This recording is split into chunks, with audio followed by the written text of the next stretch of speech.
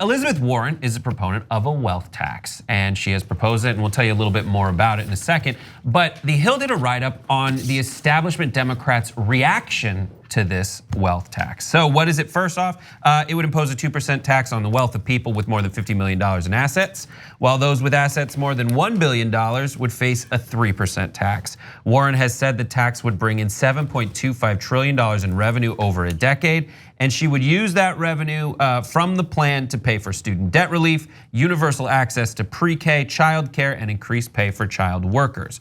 But Democrats in positions of power in Congress are lukewarm at best. Richard Neal, House Ways and Means Committee chair, says, I think that one of the problems with it when you examine it is how much income does it generate, said Neal, who in an interview with The Hill repeatedly pivoted to higher income and corporate taxes in response to questions about the wealth tax. Brett, before you go on, and looking forward to attacking Nancy Pelosi on this as well, and so many of the other corporate Democrats, but I want to really pause on Richard Neal for a couple of reasons.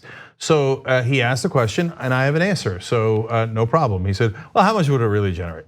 $2.75 trillion, okay? Okay, so that would pay for a ton of progressive priorities, but that's okay because Richard Neal doesn't want to do those progressive policies anyway. He was appointed by Nancy Pelosi as the head of the Ways and Means Committee. That is the most powerful committee in the House because it controls the budget. He is the guy who is actively not resisting Donald Trump. New York State says, here's Trump's tax returns. Neal will not take them. That is stunning, unbelievable. All the lies that the Democratic Party told about how they want his tax returns, New York State passed a law saying, here it is. The one guy who could ask for it is the head of the Ways and Means Committee, and Richard Neal says, I don't want him. That's unbelievable. He said, Green New Deal, not going to introduce it. Medicare for All, not going to introduce it. But what does he do? Well, other than protecting Donald Trump and not being in favor of wealth taxes, in other words, protecting his donors, oh, wait a minute. The other thing he does is take money from Republican donors. Oh, you know who he took $11,000 from? Stephen Ross, the guy who is the head of Equinox and SoulCycle, that is throwing the giant fundraiser for Donald Trump as we speak. $250,000 a pop, I think, right? For the top donors. For the top donors? Ross is. Gotta be a lot of Big Macs. That's right. You can contribute as little as $5,000 all the way up to $250,000, a giant fundraiser for Donald Trump. But he also gives to sellout corporate Democrats, because you gotta make sure enough Democrats vote for the tax cuts or block progressives from repealing the tax cuts. So Ross goes, oh, Elizabeth Warren's plan, how much would it really bring? I mean, would we really do that to the wealthy who are all my donors? Oh, golly gee, I have the same donors as Donald Trump. How did that happen? I don't know. It gets even more disgusting when you look at some of the other quotes that I'm sure Brett's gonna pull up in a second, where it's just like, it's literally a Republican defense. It is virtually indistinguishable, especially my favorite one, which is when he decried Ron Wyden said that the well-connected and high flyers are going to squirrel away funds in tax havens like the Cayman Islands and pay lower tax for capital gains. But when pressed for his views on a wealth tax, he said he would only point to his own tax proposals. Like the fact that the fact that this is still a talking point that, well, the wealthy are going to run away, like there's going to be capital flight, or they're going to go and hide their assets in the Cayman Islands. Okay, guess what? First of all, we're done being held hostage by the wealthy in this country. What an insanely idiotic perspective to have, which is like, oh, well, they're just going to take their money away. We are generating this money for them. This is our labor. They can't just take it away. They're not getting taxed now. Yeah, and they're already taking it away. So here's what we do: we seize them. 100% expropriation. 100% seize it. If you are taking your funds away, it's one of the least patriotic things I can think of in my entire life. If you're taking your I'm back on your side. Yeah, if you're taking this money away and you're putting it in and if you're hiding it, put forward a law that makes it illegal and then seize it. And then take all of that. I'll take all of that money away and fund these programs. So look, I don't know about expropriation, and Hassan and I debated capitalism on one of our shows, Agitprop. Check it out. But overall, he is right though. Like they go hide the money in the Cayman Islands in this respect. And then they say, and then well, okay, we hit it, so there's nothing you can do about it. Of course there's something we can do about it. First of all, you hide your money anywhere outside of America, you no longer ever get a contract from the United States government, period, you're done, okay? And a lot of these guys have, their companies have contracts through defense contractors, oil companies, et cetera, and the list goes on and on and on. Hey, Miami Dolphins owner, that's Stephen Ross, the same guy who owns Equinox. You're not getting a tax break anymore in Miami for the Dolphins, because if you're hiding your money in the Cayman Islands, I guess you're a citizen of the Cayman Islands. Okay, so there's 1,000 things we can do. But Haas is also right to point out why Wyden's quote is among the worst, because it is the classic Democratic line of, well, I guess there's nothing we could do. And so why do the Republican donors give to corporate Democrats?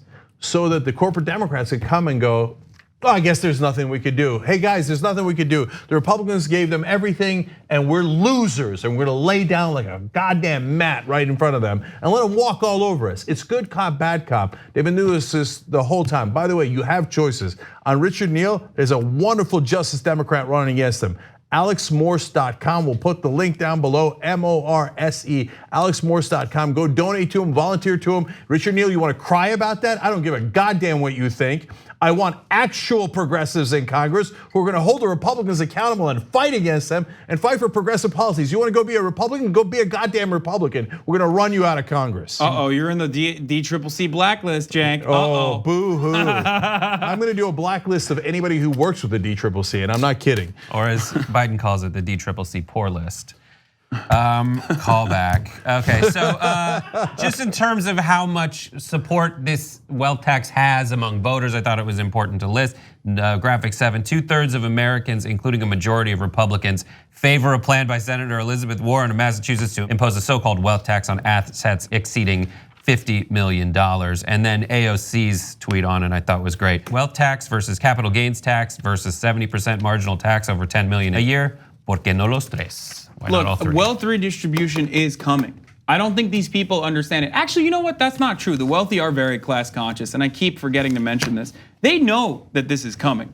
And it's either gonna come by way of policy or by way of pitchforks. And you guys have the chance to decide right now. You can give us the breadcrumbs or decide or no longer have a decision in this process when we take all of the pie. I've talked to two particularly wealthy people about this, and one said you just need a valve on it. And then also there was a open letter signed by 20 million multimillionaires said, please tax us, we need it. But a lot of people do say that. They're like, I know you need a safety valve just because if the wealth gets redistributed too much toward the extraordinarily wealthy, then there has to be some kind of recourse, and we don't want that. So just that's enough. Yeah, even libertarians, they call it riot tax, an extremely wealthy dude who was just like, yeah, wealth tax, I would pay it, I need to pay it. Well, we know because they just did a poll of millionaires, and 60% of them said raise our taxes.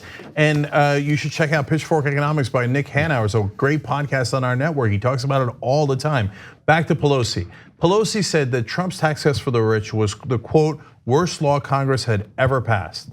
So then the Democrats retake the House, and you know what she does? She has not sought to repeal it. PAYGO, and then she pushed for PAYGO after. I know, which makes it harder to repeal these things and do any progressive priorities. But wait. If it's the worst law that's ever been passed, wouldn't you immediately try to repeal it?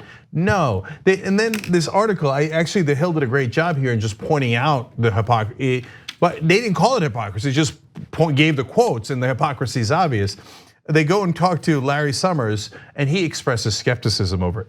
Larry Summers is the most corporate Democrat there ever was, and Elizabeth Warren blocked him from being the head of the Fed. He hates Elizabeth Warren. So if you go to Larry Summers, of course he's gonna express skepticism, right? Then they go to a Democratic consultant, and he's like, oh, this won't play well in the country. What are you, 2/3? If you can't, look, if you're Nancy Pelosi, Richard Neal, you're a Democratic consultant, whoever you are in the Democratic Party, if you think you can't win with 2/3 of the American people on your side, you're an incompetent loser and you should immediately step down and go into another line of work. Because if a politician goes, I only have 2/3 of the country on my side, how will I ever win? And and you guys know, it's not that they're incompetent, it's that they're sellouts. They take the same donations. That consultant lives on donations, on the donor money from the wealthy. And so what they do is play good cop, bad cop on us.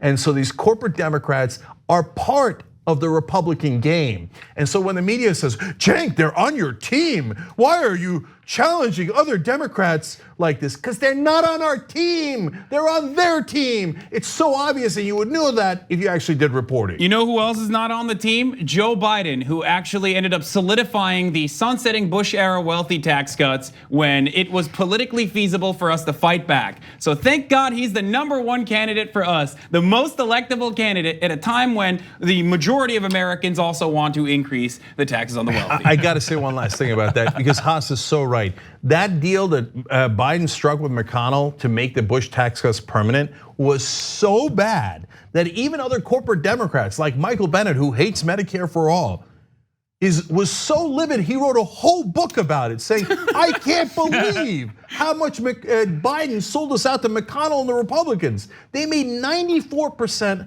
of Bush's tax cuts for the rich permanent. Even Bush couldn't do that. Karl Rove couldn't do that. Dick Cheney couldn't do that. At a time when Harry Reid had every bargaining chip on his side, so that McConnell was actually ready to concede. You can find out more about that actually on Ryan Grimm's latest book, We Got People.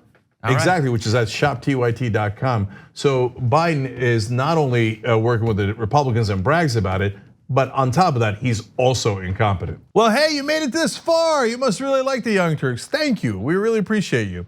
Now, another easy way to keep supporting us also helps keep your internet activities and data private, all with a push of the NordVPN app. Head to nordvpn.com/TYT right now for 75% off of your next 3 years.